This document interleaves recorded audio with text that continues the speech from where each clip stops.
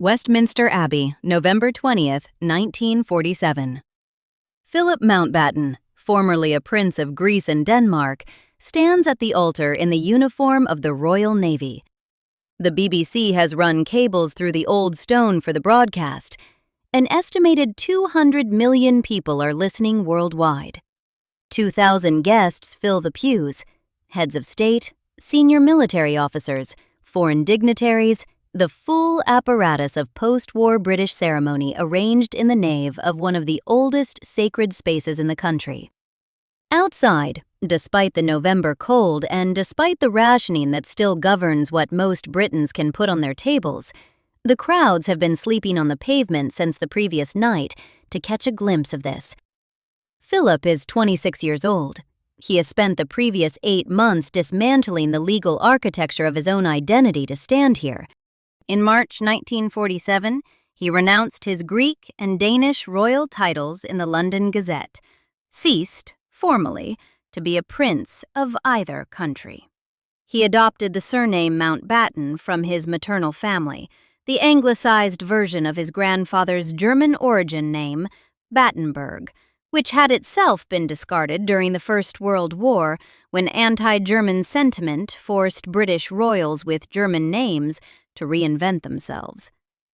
In October 1947, he converted from the Greek Orthodox faith to the Church of England, his baptism officially regularized by the Archbishop of Canterbury, Geoffrey Fisher. The day before the wedding, King George VI bestowed the style of Royal Highness on Philip. On the morning of the wedding itself, he was created Duke of Edinburgh, Earl of Merioneth, and Baron Greenwich. Before noon that day, Philip had passed through at least 4 different legal and religious identities. His active naval career, the one thing he had built entirely on his own merit, would outlast the wedding by barely 4 years. He had graduated from Dartmouth as the best cadet in his course. He had controlled the searchlights during the Battle of Cape Mountbatten in March 1941, mentioned in dispatches for his service. He had commanded HMS Magpie from 1950, becoming one of the youngest frigate commanders in the Navy. When Elizabeth acceded to the throne in 1952, that career was over.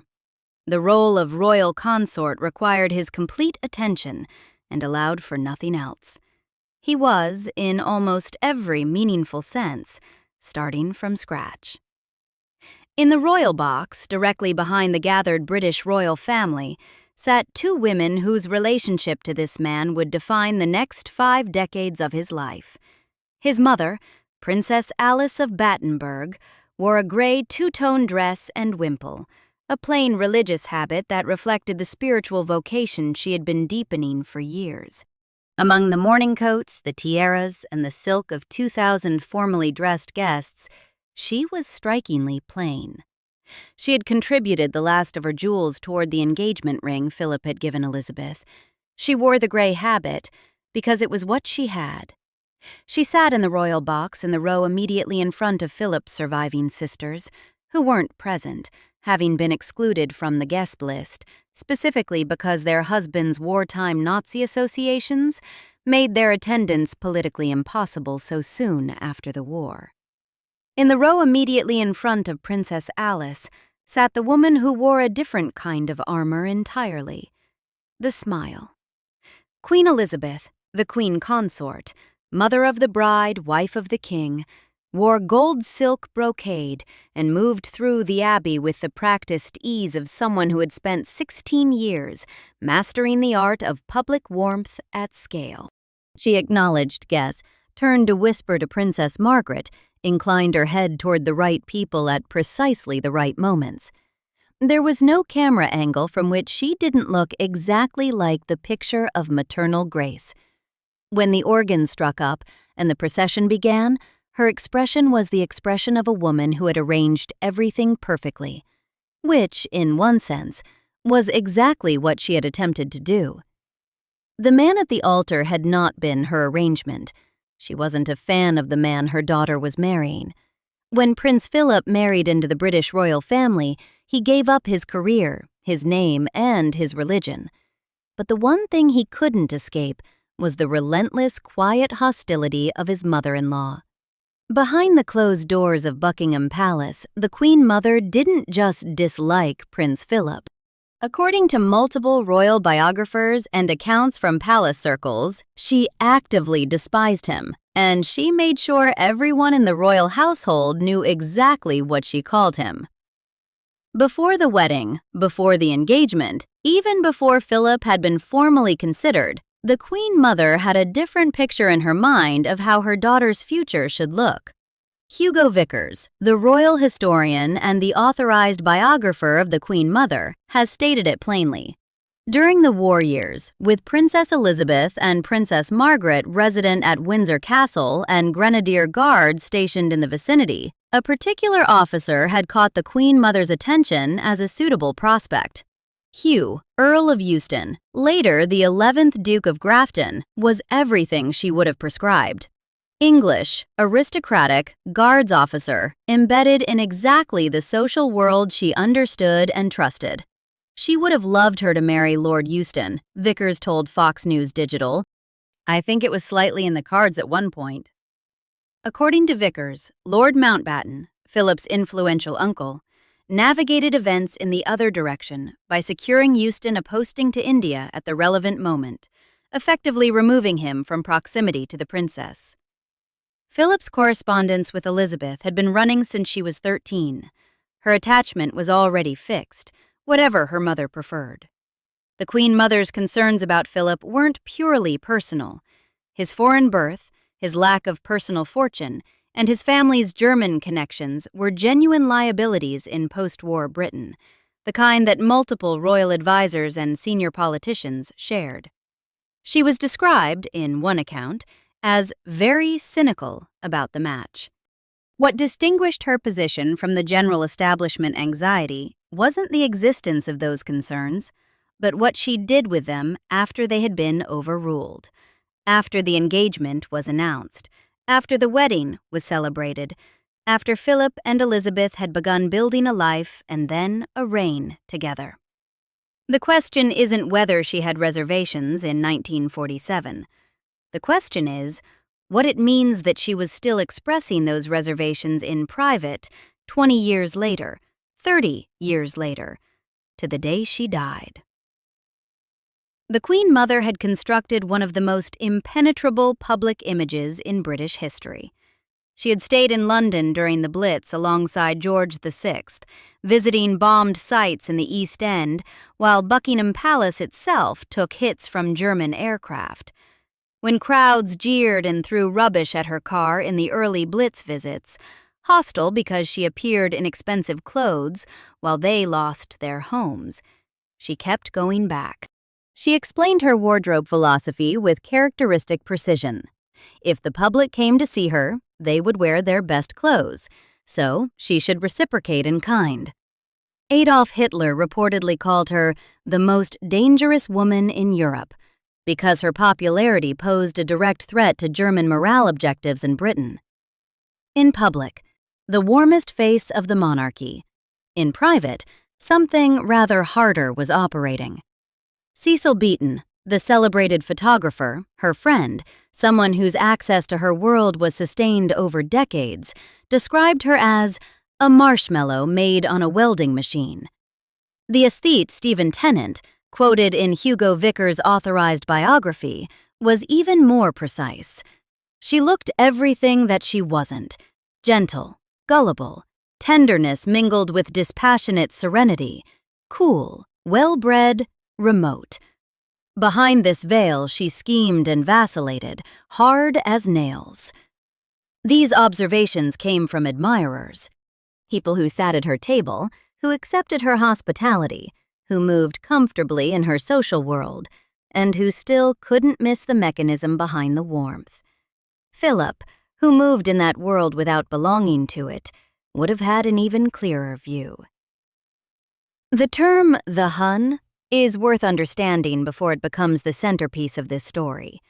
It originated as British slang during the First World War, an ethnopolism deployed by the Allied press, by government propaganda, and by military culture to dehumanize German and Austrian soldiers. The Kaiser's own address to departing troops in 1900 had used the word Huns as a self-description, and Allied propagandists locked onto it immediately.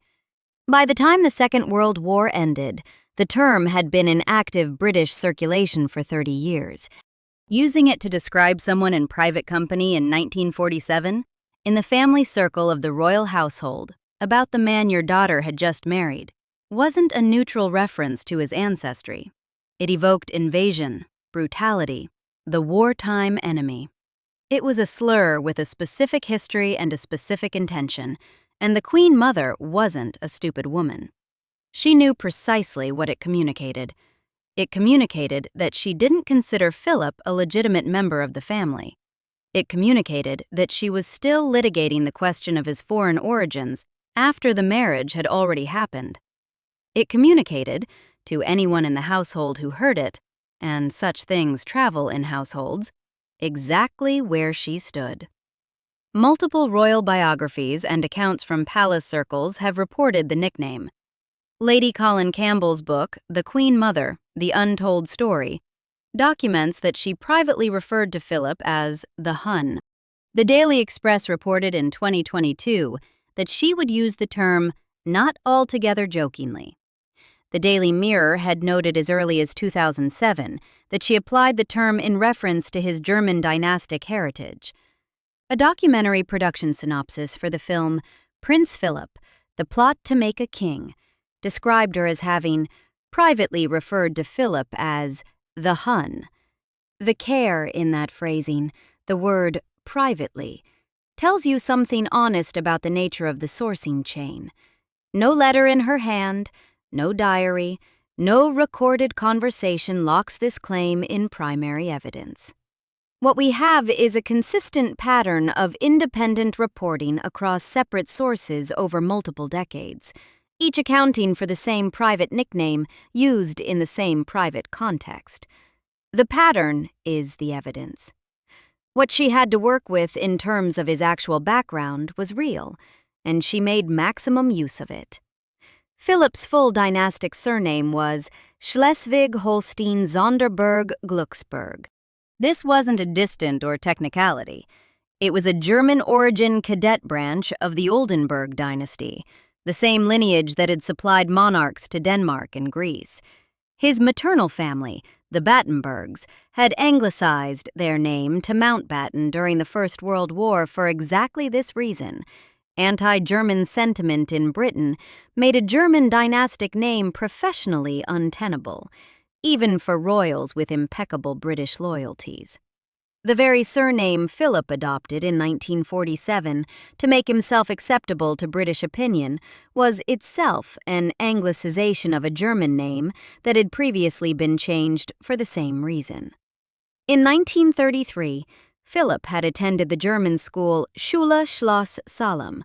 Its Jewish founder, Kurt Hahn, had already fled Nazi persecution and re-established the school as Gordonston in Scotland, where Philip followed him after 2 terms. 3 of his 4 surviving sisters had married into German aristocratic families with documented Nazi Party and SS affiliations. His youngest sister Sophie had married Prince Christoph of Hesse, an SS officer who headed the Forschungsamt, the security and surveillance service operating under Hermann Göring's direct command, the apparatus that monitored communications and tracked individuals considered unsympathetic to the Nazi regime. Christoph was killed on the Eastern Front in 1943. Sophie's own unpublished private memoir, drawn on in a 2015 Channel 4 documentary, describes attending a luncheon with Hitler and finding him charming and seemingly modest. His sister Margarita married Gottfried, Prince of Hohenlohe-Langenburg, a Nazi Party member and Wehrmacht officer who was injured on the Russian front. His sister Cecilia, killed in a plane crash at Ostend in 1937, had joined the Nazi Party with her husband Georg Donatus that same year. When Philip was 16, He traveled to Darmstadt for Cecilia's funeral. Photographs from that day show him in the procession, flanked by brothers-in-law in Nazi uniform. He was a teenager who had just lost his sister. He had no control over who stood beside him or what they wore. And he had no control over what those images would mean in the years that followed, that they would circulate in post-war Britain as visual shorthand for his family's entanglement with the regime he had personally fought against in 4 years of Royal Navy service. Those 4 years of service are the other half of the picture the Queen Mother preferred not to look at. Philip served throughout the Second World War in the British Mediterranean and Pacific fleets, against the Axis, including against the German forces whose uniforms his brothers-in-law had worn. He was involved in the Battle of Crete. At Cape Matapan in 1941, his management of HMS Valiant's searchlights during the night engagement contributed to the decisive British victory. He was mentioned in dispatches. He earned the Greek War Cross. During the Allied invasion of Sicily in 1943, as second-in-command of the destroyer HMS Wallace, he saved his ship from a night bomber attack by devising a decoy of a raft, fitted with smoke floats. The bombers hit the decoy while the ship slipped away unnoticed. This was the actual wartime record of the man she privately called by a wartime slur. Philip's sisters were excluded from the wedding in November 1947, a decision of the royal establishment, not of Philip, because of their husbands' Nazi associations and the sensitivities of a Britain still counting its dead from the war. He stood at the altar in Westminster Abbey without a single sibling present. The man who had fought the Axis through 4 years of active service was required to answer for the choices his sisters had made in their own marriages. In the same year, he was being denied a family seat at his own wedding. And the woman in the gold silk in the royal box, who had spent the war as one of its most effective morale symbols, chose to commemorate his German dynastic origins, privately, with a slur that had been designed to dehumanize the enemies Britain had just spent 6 years fighting. There is a reason Philip's mother belongs in this story, and it has nothing to do with invented phrases from fictionalized television dramas. Princess Alice of Battenberg was born at Windsor Castle on February 25, 1885, in the Tapestry Room, in the presence of her great-grandmother, Queen Victoria. She was diagnosed with congenital deafness as a child. Her grandmother identified the problem when Alice was slow to talk, recognizing the signs. And by age 8, she had learned to lip-read fluently in English and German. French followed. After her engagement to Prince Andrew of Greece and Denmark, she learned Greek. She was, by the time of Philip's birth in 1921, fluent in 4 languages, despite never having heard a word of any of them. Her marriage and her family's political situation collapsed together. In 1922, after the Greek military disaster in the Greco-Turkish War, a revolutionary court banished her husband, Prince Andrew, from Greece for life. The British naval vessel HMS Calypso evacuated the family from Corfu. Philip, 18 months old, was carried to safety aboard in a fruit crate improvised from what was available. The family settled in Saint Cloud, outside Paris, in a house lent to them by a wealthy relative. Her daughters married German princes over the following decade, one by one, and left for Germany. Her husband drifted to Monte Carlo, and in 1930, Princess Alice began to unravel. She had converted to Greek Orthodoxy, deepened her religious practices, and begun claiming that she was receiving divine messages, that she was in communication with Buddhist and Christian figures, that she had healing powers. Her diagnosis, paranoid schizophrenia, assessed first by Thomas Ross and confirmed by Ludwig Binswanger at his sanatorium in Kreuzlingen, Switzerland, led directly to her forcible removal from her family. Binswanger and his colleague Ernst Simmel sought consultation from Sigmund Freud, who concluded that her condition derived from sexual frustration. His recommended treatment was X-rays applied to her ovaries to accelerate the onset of menopause and suppress her libido.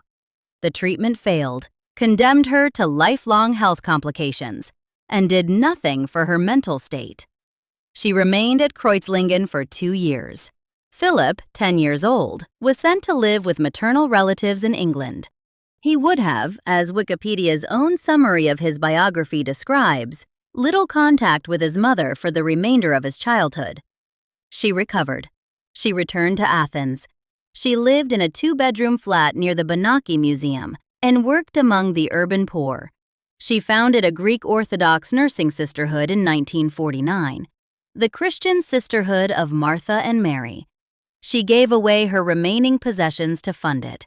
But before that, there was 1943. By April 1941, the German army had occupied Athens. The occupation would last until October 1944. Most of the approximately 75,000 Greek Jews in the country were deported to Nazi concentration camps during this period. Roughly 60,000 out of 75,000 were sent to Auschwitz and other death camps, and all but around 2,000 of them died. The German and Italian occupying forces controlled food supplies, movement, and communications. Princess Alice remained in the city, in her brother-in-law, Prince George's, 3-story house in the center of Athens. She organized soup kitchens, worked with the Red Cross, flew to Sweden under the pretext of visiting her sister, Crown Princess Louise, and used the trip to bring back medical supplies. She organized 2 shelters for orphaned children and ran a nursing circuit through poor neighborhoods. She did this while the Gestapo operated openly in the streets below her window, and while her own son-in-law, Prince Christoph of Hesse, was serving the SS in an intelligence operation based in Berlin. In September 1943, the situation changed. The fall of Mussolini and Italy's surrender to the Allies brought the German army into direct control of Athens. The roundups of the Jewish population began in earnest. Rachel Cohen was a widow. Her husband, Haimaki Cohen, a Jewish former member of parliament from Trikala, had died before the occupation. In 1913, Haimaki Cohen had aided King George I of Greece when the royal family required it. Now, 30 years later, with her city occupied and deportation imminent, Rachel Cohen's family remembered. One of her sons reached out to Princess Alice, one of only 2 remaining members of the Greek royal family who had stayed in Athens rather than going into exile. Princess Alice took Rachel Cohen and at least one of her children into her home. They stayed there, concealed, until Athens was liberated in October 1944. When the Gestapo came to question her about suspicious activity, when German officers knocked on her door and asked her about the people in her house, Princess Alice used her deafness as a weapon. She pretended not to understand their questions, performed the bewilderment of an elderly, hard-of-hearing woman, until they eventually gave up and left. The Cohen family remained in the house. Harold Macmillan visited Princess Alice in the days after liberation in late 1944 and described her as living in humble, not to say somewhat squalid, conditions. In a letter to Philip written around that period, she acknowledged that in the last week before the city was freed, she had had nothing to eat except bread and butter. She had given her food rations to others.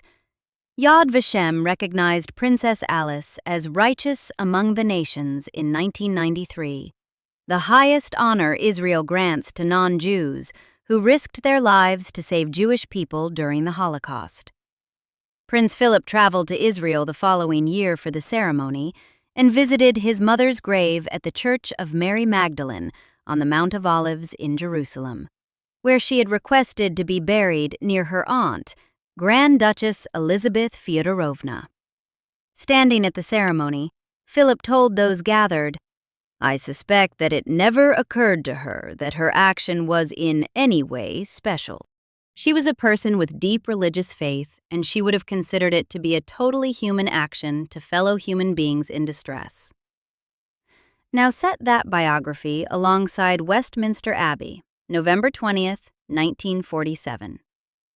Princess Alice, in her gray nun's habit, sat in the royal box at her son's wedding, the same austere garment that signaled to every carefully dressed guest in the building exactly what mattered to her.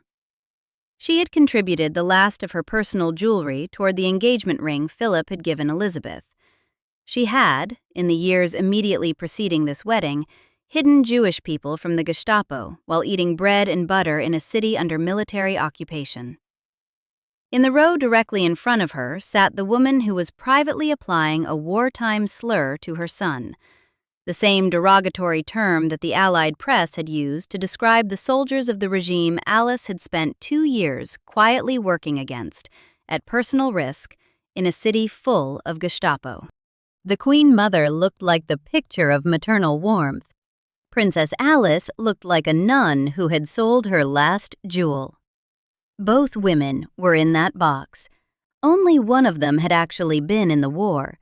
The precise phrases sometimes attributed to the Queen Mother about Princess Alice, specifically in contemporary popular discussion, certain compound slurs, certain mockeries of Alice's deafness or religious vocation, trace back to viewers discussing the fictionalized Netflix series The Crown, not to the historical record. Dramatists invented those lines for dramatic effect. What the historical record does establish is that the Queen Mother viewed Philip's entire background, his family, his origins, his German dynastic lineage, through the lens of permanent, irremediable foreign contamination. Princess Alice was of that background. The Hun slur encompassed her as surely as it encompassed him. And the choice to keep using that word year after year in private meant dismissing, implicitly, constantly, everything that background actually contained. It contained a woman who had faced down the Gestapo with a performance of deafness to protect people who had nowhere else to hide. February 6, 1952, a Tuesday morning in Kenya. Philip and Elizabeth are at Sagana Lodge on the edge of the Aberdare Forest, 2 days into their Commonwealth tour. Elizabeth had gone to bed the previous night, having spent the evening at Treetops, a hotel built into the canopy of a giant fig tree in the game reserve, watching a watering hole from the terrace. Philip was with her. The king was at Sandringham, where he had spent the previous day shooting and had seemed, by all accounts, in better health than he had been for months. Sometime before dawn on February 6th, King George VI died in his sleep. He was 56 years old. The news reached Philip through an aide. The precise route varies in different accounts, and it was Philip who had to wake his wife and tell her. She was 25 years old. She was 6,000 miles from home, in a borrowed lodge on a game reserve, and when Philip walked out of that room he had just delivered to the woman he loved, the simultaneous news that her father was dead, and that she was now the Queen of the United Kingdom, and the head of the Commonwealth of Nations. The royal party flew home immediately. Elizabeth stepped off the aircraft at London Airport, still 25 years old, in a black dress. Winston Churchill was at the airport. The officials who greeted the plane called her Your Majesty. Philip was no longer the husband of the heir presumptive. He was consort of the sovereign. Everything about the formal structure of his life rearranged itself in the hours following that flight. For the Queen Mother, the rearrangement was of a different kind entirely. As Queen Consort, Elizabeth Bowes-Lyon had held the highest female precedence in the kingdom, second only to the king. She maintained her own household, her own formal staff, her own authority within the principal royal establishment. She had occupied that position for 16 years, from December 1936, when her husband unexpectedly ascended the throne following Edward VIII's abdication, until February 1952. She had spent those 16 years building, with exceptional skill and evident genuine pleasure, the most effective and beloved royal public image of the century. She was, in the cultural imagination of post-war Britain, the monarchy's warmest face. On February 6, 1952, she became a dowager. The title itself was the problem. She couldn't be called Queen Elizabeth. That was her daughter's title now. She became Queen Elizabeth the Queen Mother, a designation engineered specifically to prevent confusion. She vacated Buckingham Palace, Clarence House, the London home that Philip and Elizabeth had lived in since 1949, where Philip had put his mark on every room, where Princess Anne had been born in August 1950, was prepared for the Queen Mother's residence. The Royal Collection Trust's own account of the house's history records what happened to Philip's study. The Queen Mother converted it into the morning room, installing a Georgian marbled chimney piece and a new plaster ceiling bearing her own crowned cipher. She then spent nearly 50 years making the house and the elaborate social world it anchored entirely her own. She opened out 2 ground-floor rooms in 1960 to create the garden room, a large sunlit space well-suited to entertaining large groups of guests. She furnished the house with the art collection she had built across a lifetime of passionate collecting. Piper, Sutherland, Sickert, Augustus John. Foreign heads of state called there for tea on the first afternoon of every state visit. She hosted luncheons and evening receptions with the frequency and precision of a professional. She ran a court. And it wasn't Philip's court. Elizabeth II, meanwhile, confirmed, by order in council, that the Duke of Edinburgh was to take place, preeminence, and precedence next to Her Majesty in all occasions and meetings. Philip formally outranked the Queen Mother in the ceremonial hierarchy of the royal family. For a woman who had occupied the apex of that hierarchy for 16 years, this wasn't a procedural adjustment. The person she had privately dismissed as an unsuitable foreign interloper was now, constitutionally and formally, above her. Then came the surname. Philip had adopted Mountbatten in March 1947 as a deliberate act of self-reinvention, rooting himself in British identity, connecting himself to his uncle Lord Mountbatten's distinguished wartime record as Supreme Commander Southeast Asia Command. It was the anglicized form of a German origin name that had already been changed once, in 1917, for the same reasons Philip was now changing his. When Elizabeth acceded to the throne in 1952, the standard convention in such circumstances was that the royal house would take the consort's name. Philip proposed, at minimum, a compromise: the House of Edinburgh, after his dukedom, if not Mountbatten itself. The argument went against him entirely. Churchill objected, invoking the memory of King George VI. Queen Mary, the late king's mother, had already written to the Prime Minister to register her opposition.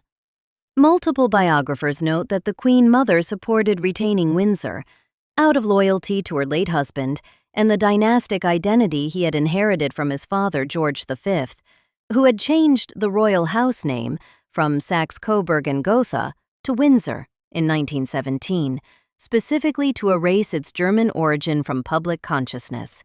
The irony of a Windsor name adopted to escape German associations being used to exclude the man bearing the next anglicized form of that same German origin family line seems to have been lost on those who made the decision. Philip's response has been widely reported across royal biography. "I am nothing but a bloody amoeba. I am the only man in the country not allowed to give his name to his own children." He absorbed this. He waited. He didn't publicly direct his frustration at his mother-in-law. In 1960, 8 years later, after Queen Mary and Churchill were both dead, Elizabeth issued an order in council declaring that their male-line descendants without royal titles could use the hyphenated surname Mountbatten-Windsor. A partial victory, won after nearly a decade of formal exclusion from the basic right that every other married man in Britain took for granted. The Queen Mother's position in the surname dispute had not been loudly confrontational. It never was. Her influence moved through existing channels, through the loyalties of senior court figures, through the conservative establishment's deference to her preferences, through the quiet, enormous weight of being the most beloved woman in Britain. She didn't need to argue loudly. She had the field. The household Philip found himself navigating after 1952 wasn't hostile in any open or confrontable way. It was hostile in the way that well-run institutions are hostile to people who threaten their culture, through precedent, through loyalty, through the gentle collective memory of how things were done before the new person arrived. Brian Hoey, writing about life in the royal household, observed that the senior aides attached to the Queen Mother, the upstairs staff of Clarence House, maintained their primary loyalty to her with a consistency that decades of service had made instinctual. These were people who had organized their professional lives around her preferences, her rhythms, her social calendar. Philip, who came from a naval background where directness was professional currency, was described by those who served around him as someone who engaged with household staff directly, who noticed people, who addressed them, who didn't look through them in the manner of royals who had been performing unconscious authority since childhood. A fragment from Ingrid Seward's work on the marriage captures the contrast. Staff noted his presence, which implies that some presences in that world were routinely not noted. In a household where the Queen Mother's invisible preferences shaped behavior from above, Philip's directness would have registered on both sides of any room he walked into. The child-rearing question was another front, and it was personal in a way the surname dispute wasn't.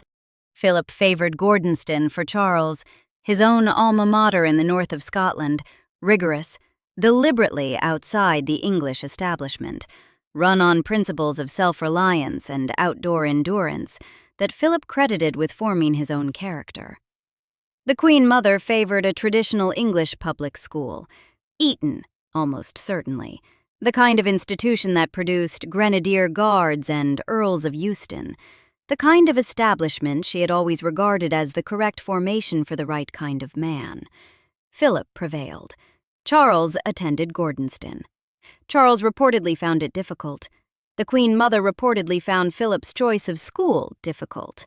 She was an indulgent and affectionate grandmother to Charles specifically, offering the warmth and comfort that Philip's sterner expectations didn't. And the dynamic between those two presences, Philip's toughening, the Queen Mother's softening, became one of the structuring tensions of Charles's childhood, with Elizabeth holding the middle ground between two irreconcilable models of what the heir to the throne should be made of.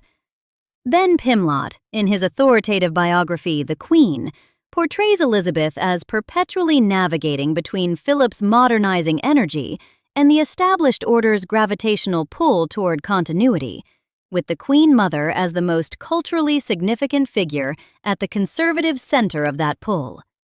Philip wanted to update the monarchy's relationship with the press and public, rationalize the household's administration, bring the institution into the second half of the 20th century. The Queen Mother's Clarence House was, by temperament and aesthetic, a daily counter-argument, a place where the older courtiers could go and be reminded that the way things had been done wasn't simply the way things had been done, but the way they ought to be done. It attracted politicians, writers, and artists of an older generation. It preserved a social world in which Philip was an outsider by definition, because the world it preserved predated and implicitly rejected the version of the monarchy he was trying to build. Philip completed 22,219 solo royal engagements after 1952 and delivered 5,493 speeches. He walked into rooms alongside the Queen Mother at major state occasions, family gatherings, royal weddings, and funerals. Every significant event across 5 decades at which both their presences were required. At every one of those occasions, he gave the public exactly what was expected of him. Giles Brandreth spent years with Philip in the course of writing his biography, first published in 2004 as Philip and Elizabeth, Portrait of a Royal Marriage, then revised and expanded in 2021 as Philip, The Final Portrait. The revised edition was prepared, Brandreth noted, as a great privilege from someone who had known the Duke for years and been given special access to his circle. What that book conveys, across more than 500 pages, is a picture of a man who had made a clear-eyed bargain in 1947 and spent the next 7 decades honoring every term of it. Philip understood his role precisely. He was there to support Elizabeth. Everything else, his career, his name, his religion, his preferences about dynastic succession, his feelings about whatever the household threw at him, was secondary to that function. He once described himself on the surname question as a bloody amoeba. He never described himself in any recorded or reported statement during his lifetime in comparable terms about the Queen Mother. Not once. Not in the presence of a biographer. Not in a recorded interview. Not in 54 years of attending the same family events, sitting at the same tables, appearing in the same group photographs, as a woman who was privately calling him by a wartime slur. His self-control in this specific context was its own statement. It also made her behavior look exactly like what it was, unchecked. She could count on his restraint. She could deploy her private contempt without any risk that it would surface publicly as a conflict, because Philip would never give her the retaliation she could have used against him. He absorbed it and kept going, year after year, appearing beside her at every occasion the family calendar required, performing the unity that the institution demanded. The length of that performance is worth being specific about. Philip and Elizabeth married in November 1947. The Queen Mother died on March 30, 2002, at Royal Lodge, Windsor, aged 101. The period from the wedding to her death is just over 54 years. 54 years of family occasions, 54 Christmases at Sandringham, 54 years of being related by marriage to a woman who had chosen a specific wartime slur as her private name for him, and had apparently seen no reason to stop using it. The structural account of the 1952 accession makes the Queen Mother's hostility comprehensible. She lost power, and Philip represented the regime that displaced her.